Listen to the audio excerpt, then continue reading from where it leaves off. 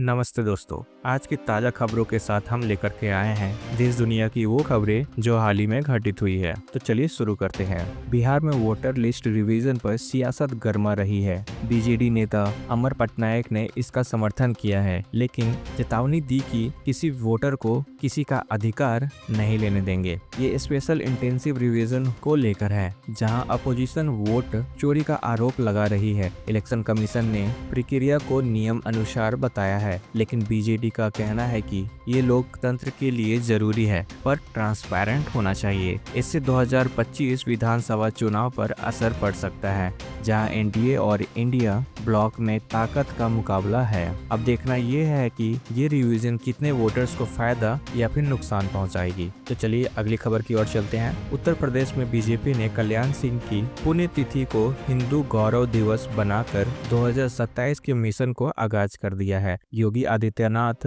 और अन्य नेता अलीगढ़ में कार्यक्रम में शामिल होंगे। पार्टी हिंदुत्व एजेंडा को धार दे रही है और ओबीसी वोटर्स को साधने की कोशिश में है, खासकर लोध समुदाय को। 2024 के हार के बाद ये रणनीति सोशल इंजीनियरिंग पर बेस्ड है, जहां पीडीए फॉर्मूला को काउंटर करने का प्लान है। ये दांव कितना कामयाब होता है ये वक्त ही बताएगा, लेकिन यूपी की सियासत में नया ट्विस्ट आ गया है। तो चलिए आगे बढ़ते हैं। यूपी के मेरठ में धमाकेदार गैंगवार की खबर। कालू और गोलू ग्रुप के बीच 50 से ज्यादा राउंड फायरिंग हुई, 2 बाइक जलाई गई। पूरे ग्रामवासी दहशत में हैं। पुलिस ने खोखे बरामद किए और 9 आरोपियों पर केस दर्ज किया। ये घटना गैंग की विरोध की वजह से हुई है, जहां हिस्ट्री सीटर्स शामिल हैं। इलाके में अपराध बढ़ रहा है और पुलिस टीम्स गिरफ्तारी के लिए जुटी हुई है। ऐसे खबरें हमें सुरक्षा पर सोचने को मजबूर करती हैं। चलिए बढ़ते हैं अगली खबर की ओर। झारखंड के पलामू के हैरान कर देने वाली खबर। एक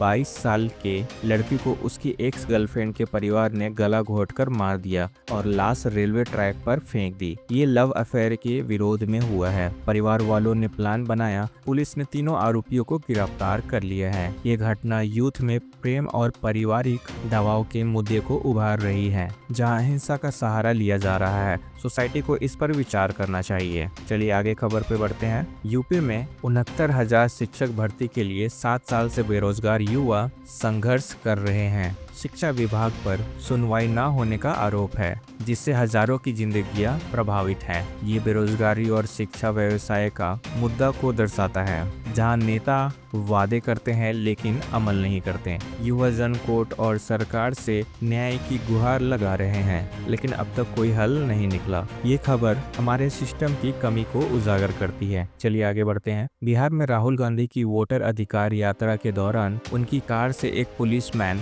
जख्मी हो गया। यह एकमात्र एक्सीडेंट था। बीजेपी ने इस पर ताना कसा कि कांग्रेस जनता को क्रॉस कर रही है। राहुल ने पुलिसमैन को हॉस्पिटल पहुंचाया। ये घटना यात्रा के ड्यूरिंग हुई, जहां वोटर राइट्स पर चर्चा हो रही थी। इससे सियासत में नई बहस छिड़ गई है, लेकिन राहुल की यात्रा जारी है। चलिए आगे बढ़ते हैं। झारखंड के लातेहार में एक रेसिडेंशियल स्कूल हॉस्टल में आग लग गई, जहां 25 लड़कियों ने मुश्किल से अपनी जान बचाई। बेड्स और बुक्स जल गई, लेकिन कोई जान का नुकसान नहीं हुआ। फायर शॉर्ट सर्किट लगी, पुलिस जांच कर रही है। ये घटना स्कूल सेफ्टी के मुद्दे को उभार रही है, जहां रूरल एरियाज में इंफ्रास्ट्रक्चर कमजोर है, पेरेंट्स परेशान हैं, सरकार के बेहतर सुविधाओं की मांग हो रही है। चलिए आगे बढ़ते हैं। बिहार में वोटर लिस्ट से नाम हटाने का दावा करने वाली महिला ने यू टर्न ले लिया। रंजू देवी ने राहुल गांधी से शिकायत की थी, लेकिन अब कहा कि गलत जानकारी दी गई थी। जिला प्रशासन ने जांच में उस फैमिली का नाम मौजूद पाया। ये पॉलिटिक्स और एजुकेशन के मुद्दे से जुड़ी है, जहां गांव के लोगों को सही इन्फो नहीं मिलती। चलिए आगे बढ़ते हैं। यूपी के नोएडा में हथनीकुंड बैरेज से पानी छोड़ने से फ्लड आ गया। खेतों में पानी घुस गया, किसान फसलों के नुकसान से परेशान हैं। चलिए आगे बढ़ते हैं। यूपी सरकार ने अटल बिहारी वाजपेयी के नाम से